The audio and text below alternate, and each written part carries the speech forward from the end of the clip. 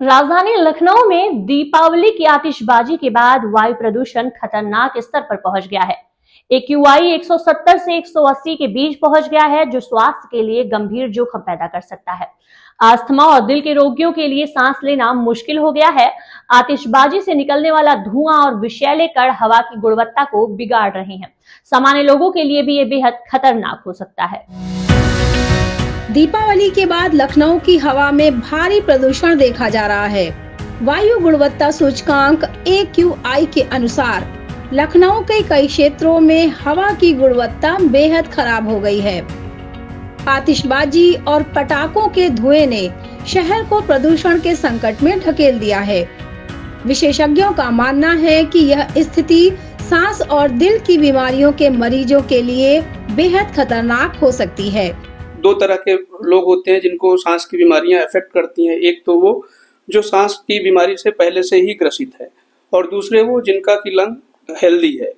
जो सांस के मरीज हैं, जिनकी दवाएं पहले से चल रही हैं, तो इस मौसम में उनको ये प्रिकॉशन लेना चाहिए कि जो उनकी दवाएं या इनहेलर चल रहे हैं या कैप्सूल्स जो वो खींचते हैं, उनको बराबर टाइम से लेते रहें, और अपने डॉक्टर से मिलके अगर ज़रूरत हो तो कुछ प्रिकॉशनरी दवाएं या कुछ इंजेक्शंस लगते हैं जो कि वो कुछ बीमारियों से इस मौसम में उनको बचाते हैं। और जो लोग जिनको कि लंग्स की बीमारी पहले से नहीं है, उनके लिए ध्यान देने की बात ये होती है कि वो ऐसे लोगों के कांटेक्ट में आने से बचें जिनको कि खांसी जुकाम या बुखार जैसी दिक्कतें चल रही हैं, और अपने इम्यूनिटी लेवल को अच्छा बनाए रखें।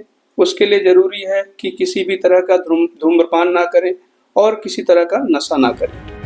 तालकटोरा क्षेत्र का AQI सबसे ज्यादा 350 के पार दर्ज किया गया है, जो बहुत खराब श्रेणी में आता है। यह स्तर स्वास्थ्य के लिए बेहद हानिकारक है, खासकर उन लोगों के लिए जिन्हें सांस संबंधी समस्या है। इसके अलावा लखनऊ के अन्य क्षेत्रों में भी प्रदूषण का स्तर चिंताजनक है। कुकरैल पिकनिक स्पॉट का AQI 242, केंद्रीय विद्यालय के आसपास 264, लालबाग 258 और आशियाना क्षेत्र 234 दर्ज किया गया है।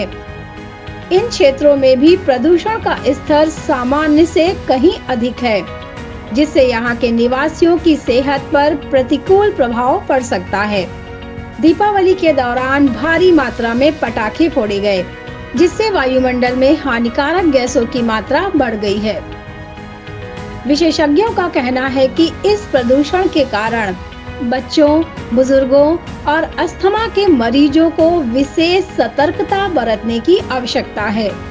लोगों को सलाह दी गई है कि वे जरूरी होने पर ही बाहर निकलें और मास्क का उपयोग करें। ब्यूरो रिपोर्ट, UP संवाद।